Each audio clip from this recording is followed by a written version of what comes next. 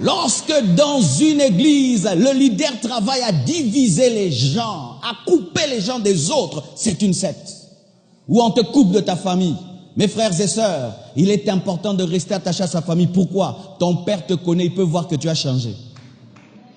Quand je te coupe totalement de tes parents, tu ne sauras pas avoir des repères. Mon père me connaît. Il sait que Marcelo aime des bonnes choses. Il sait que Marcelo, depuis qu'il est enfant, il aime les choses propres. Il aime l'ordre depuis qu'il est enfant. Si j'entre dans une secte et cette secte me transforme en quelqu'un de désordonné et je me coupe des parents, mes parents ne sauront pas me dire « Fais attention, on est en train de détruire ta vie ». C'est pourquoi les sectes coupent les gens de leurs amis et de leur famille. Parce que les familles nous réveillent. Parce que sachez que sur la terre, s'il y a un endroit où on t'aime, c'est ta famille.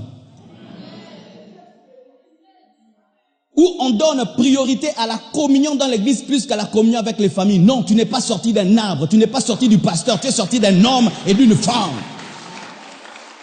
La Bible dit que ceux qui négligent ceux de la famille, celui qui ne prend pas soin des siens et ceux de sa famille est pire qu'un infidèle.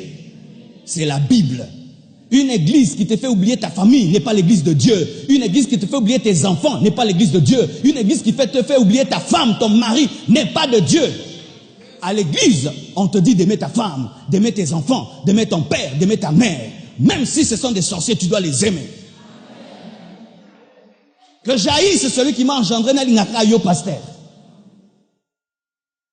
C'est la chair. Pour que vous puissiez tout donner à l'église. Moi, je ne veux pas que tu puisses tout donner à l'église. Non, non, non, non. Je n'ai pas besoin de vous escroquer pour que l'église grandisse. C'est l'œuvre de Dieu, ça grandira. Quand tu donnes à l'église, donne aussi à ta famille. Donne aussi à tes frères et sœurs. Donne à ta mère, donne à ton père. Ne donnez pas tout ici. Ne donnez pas tout ici. Oui.